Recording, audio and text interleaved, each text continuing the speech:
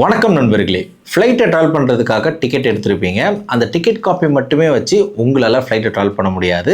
ஃப்ளைட்டை ட்ராவல் பண்ணுறதுக்கு boarding pass வேணும். இதை ஒரு சில பேர் போர்டிங் கார்டு சொல்லுவாங்க. எப்படி சொன்னாலும் ஒன்று தான். இந்த போர்டிங் பாஸ் எடுத்தால் தான் நீங்கள் ஃப்ளைட்டை ட்ராவல் பண்ண முடியும். இந்த வீடியோவில் நம்ம என்ன பார்க்க போகிறோம்னா, எந்தெந்த வழியெல்லாம் நம்ம போர்டிங் பாஸ் எடுக்கலாம் அப்படி தான் பார்க்க போகிறோம்.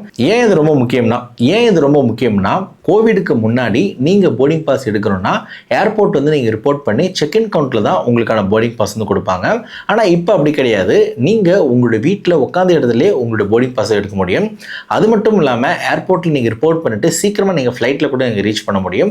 இந்த வீடியோவில் நம்ம என்ன பார்க்க போகிறோம்னா, போர்டிங் பாஸ் எப்படிலாம் எடுக்கலாம், எப்படி நம்ம ஏர்போர்ட்டில் சீக்கிரமாக ஃப்ளைட்டில் போய் ரீச் பண்ணலாம், இது போல் போர்டிங் பாஸ் சம்மந்தமான எல்லா இன்ஃபர்மேஷன் பார்க்க போகிறோம். இந்த வீடியோ கண்டிப்பாக உங்களுக்கு பயனுள்ளதாக இருக்கும். வாங்க வீடியோக்குள்ளே போகலாம். டொமஸ்டிக் ஃப்ளைட்டில் போர்டிங் பாஸ் எடுக்கிறதுக்கு மொத்தம் 3 வழி இருக்குது. அதில் ஃபஸ்ட்டு வெப் செக்இன் சொல்லுவாங்க. வெப் செக்இன்னா என்னென்னு பார்த்தீங்கன்னா, நீங்கள் ஏர்போர்ட் போகாமலேயே நீங்கள் வீட்டில் உட்காந்து உங்களுடைய மொபைல்லையோ லேப்டாப்லேயோ நீங்கள் வெப் செக்இன் பண்ணி உங்கள் போர்டிங் பாஸ் எடுக்க முடியும். எப்படி வெப் செக்இன் பண்ணி எடுக்கிறதுன்னு பார்த்தீங்கன்னா, உங்களுடைய ஃப்ளைட் டிபார்ச்சருக்கு 48 மணி நேரத்தில் இருந்து உங்களுக்கான வெப் செக்இன் ஸ்டார்ட் ஆகிடும். நீங்கள் எந்த ஏர்லைன்ஸில் ட்ராவல் பண்ண போகிறீங்களோ அந்த ஏர்லைன்ஸோடைய அஃபிஷியல் வெப்சைட்ஸில் வெப் செக்இன் பண்ணுறதுக்கான ப்ரொவிஷன் இருக்குது. அந்த வெப்சைட் அட்ரஸில் போயிட்டு உங்களுடைய பிஎன்ஆர் நம்பர், உங்களுடைய லாஸ்ட் டைம் நீங்கள் கொடுத்தீங்கன்னா நீங்கள் வெப் செக்இன் பண்ணிக்கலாம். வெப் செக்இன் பண்ணதுக்கப்புறம் உங்களுடைய இமெயிலுக்கும் உங்களுடைய ஃபோன் நம்பருக்கும் போர்டிங் பாஸ் சென்ட் பண்ணிடுவாங்க. அதாவது web check in boarding pass sent பண்ணிடுவாங்க. அந்த வெப் செக்இன் போர்டிங் பாஸை வச்சு நீங்கள் ஃப்ளைட்டை ட்ராவல் பண்ணிக்கலாம். அந்த போர்டிங் பாஸை நீங்கள் பிரிண்ட் அவுட் எடுக்கணும் அவசியம் கிடையாது. அது பிடிஎஃப் ஃபார்ம்லேயே இருக்கும். அந்த பிடிஎஃப் ஃபார்மை ஏர்போர்ட்லேருந்து அக்செப்ட் பண்ணுவாங்க. வெப் செக்இன் போர்டிங் பாஸ் வச்சு எப்படி ட்ராவல் பண்ணலாம்னா, நீங்கள் ஏர்போர்ட்டில் ரிப்போர்ட் ஆனதுக்கப்புறம் டிக்கெட் காப்பிக்கு பதிலாக இந்த வெப் செக்இன் போர்டிங் பாஸும் உங்களுடைய ஐடி ப்ரூஃபை நீங்கள் காட்டினீங்கன்னா ஏர்போர்ட் உள்ள போகிறதுக்காக அனுமதிப்பாங்க. நீங்கள் அந்த போர்டிங் பாஸ் வச்சு நீங்கள் ஃப்ளைட்டை ட்ராவல் பண்ண முடியும். இது ஃபஸ்ட்டு டைப்பு. ரெண்டாவது டைப், இப்போ எல்லா ஏர்போர்ட்லையுமே கியாஸ் மிஷின் அப்படின்னு சொல்லிட்டு ஒரு கான்செப்ட் இருக்குது. அதாவது செல்ஃப் செக்இன் மிஷின் சொல்லுவாங்க. இது ஏர்போர்ட்டில் இறங்கினதுக்கப்புறம் ஏர்போர்ட்டுடைய என்ட்ரன்ஸ்லையும் இருக்கும், ஏர்போர்ட் உள்ளேயும் இருக்கும். நீங்கள் எந்த மிஷினெல்லாம் யூஸ் பண்ணி நீங்கள் போர்டிங் பாஸ் எடுத்துக்கலாம். அதில் எப்படி போர்டிங் பாஸ் எடுக்கிறதுன்னு பார்த்தீங்கன்னா, அதில் நீங்கள் எந்த ஏர்லைன்ஸை ட்ராவல் பண்ண போகிறீங்களோ அந்த ஏர்லைன்ஸை கிளிக் கொடுத்துட்டு உங்களுடைய பிஎன்ஆர் நம்பர் நீங்கள் கொடுத்தாலே போதும். அதுக்கப்புறம் வர ஆப்ஷனில் நீங்கள் கிளிக் கொடுத்தீங்கன்னா உங்களுடைய போர்டிங் பாஸ் அது பிரிண்ட் ஆகி கொடுத்துரும். அந்த போர்டிங் பாஸை வச்சு நீங்கள் ஃப்ளைட்டை ட்ராவல் பண்ண முடியும். இது ரெண்டாவது ஆப்ஷன். மூணாவது ஆப்ஷன் என்னன்னா, எப்பயுமே நார்மலான யூஸ் பண்ணுற ப்ரொசீஜர். நீங்கள் ஏர்போர்ட்டில் போனதுக்கப்புறம் உங்களுடைய ஏர்லைன்ஸோட செக்இன் கவுண்டருக்கு நீங்கள் ரிப்போர்ட் பண்ணி உங்களுடைய டிக்கெட் காப்பியும் உங்களுடைய ஐடி ப்ரூஃபும் கொடுத்தீங்கன்னா வெரிஃபை பண்ணிவிட்டு உங்களுக்கான போர்டிங் பாஸ் கொடுப்பாங்க. இது மூணாவது டைப்பு. இதில் பேசஞ்சர் தெரிஞ்சுக்க வேண்டிய விஷயம் என்னன்னு பார்த்தீங்கன்னா, எல்லா பேசஞ்சரும் ஏர்லைன்ஸோட செக்இன் கவுண்டருக்கு ரிப்போர்ட் பண்ணணும் அவசியம் கிடையாது. உங்களுக்கு ஹேண்ட் லக்கேஜ் மட்டும் இருக்குது. நீங்கள் செக்இன் லக்கேஜ் கொண்டு போகலன்னா நீங்கள் ஏர்லைன்ஸோட செக்இன் கவுண்டருக்கு ரிப்போர்ட் பண்ண தேவையில்ல.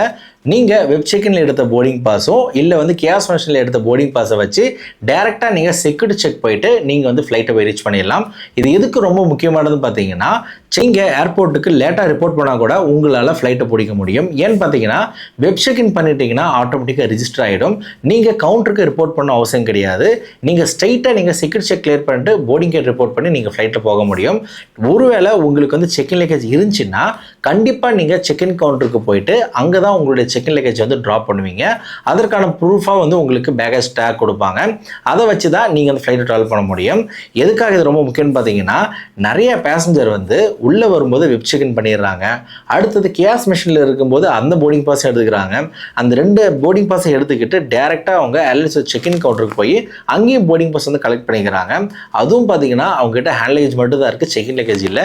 தேவையில்லாமல் அவங்க ஏர்போர்ட் உள்ள நிறைய நேரங்கள் செலவிடுறாங்க.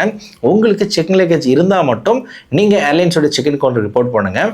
ஒருவேளை உங்கள்கிட்ட ஹேண்ட் லக்கேஜ் மட்டும் இருந்துச்சுன்னா நீங்கள் வெப் செக்இன் பண்ண போர்டிங் பாஸோ இல்லை கியாஸ் மிஷினில் எடுத்த போர்டிங் பாஸை வச்சு டேரெக்டாக நீங்கள் செக்யூரிட்டி செக் நீங்கள் போயிடலாம். இன்டர்நேஷனல் ஃப்ளைட்டை பொறுத்த வரைக்கும் நீங்கள் வெப் செக்இன் பண்ணி போர்டிங் பாஸ் எடுத்திருந்தாலும் ஏர்லைன்ஸோட செக்இன் கவுண்டருக்கு கண்டிப்பாக நீங்கள் ரிப்போர்ட் பண்ணணும்.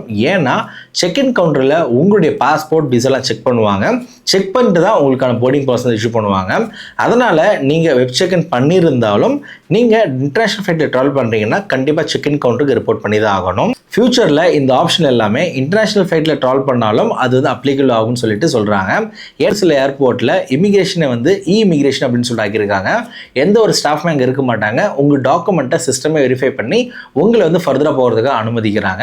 இது வந்து எல்லா ஏர்போர்ட்லையும் இம்ப்ளிமெண்ட் ஆயிடுச்சுன்னா எப்படி வந்து டொமஸ்டிக் ஃப்ளைட்டை ட்ராவல் பண்ணுறீங்களோ அதே போல் நீங்கள் வந்து இன்டர்நேஷ்னல் ஃப்ளைட்டில் ரொம்ப ஈஸியாக ட்ராவல் பண்ணுறதுக்கான எல்லா ஆப்ஷனும் இருக்குது. நான் கொடுத்த இன்ஃபர்மேஷன் கண்டிப்பாக உங்களுக்கு பயனுள்ளதாக இருந்திருக்கும் நம்புகிறேன். உங்களுடைய ஃப்ரெண்ட்ஸ் அண்ட் ஃபேமிலியில் ஏதாவது ஃப்ளைட்டை ட்ராவல் பண்ணுறாங்கன்னா அவங்களுக்கு இந்த ஷேர் பண்ணுங்கள். கண்டிப்பாக அவங்களுக்கு பயனுள்ளதாக இருக்கட்டும். உங்களுக்கு ஃப்ளைட் ட்ராவல் பற்றி வேறு எந்த டவுட்டாக இருந்தாலும் கமெண்ட் செக்ஷனில் கமெண்ட் பண்ணுங்கள். கண்டிப்பாக அவங்க ரிப்ளை பண்ணுவேன். மேலும் ஃப்ளைட் ட்ராவல் சம்மந்தமான எந்த ஒரு வீடியோக்கும் நம்ம சேனலை மறக்காமல் சப்ஸ்கிரைப் பண்ணிவிடுங்க. நன்றி, வணக்கம்.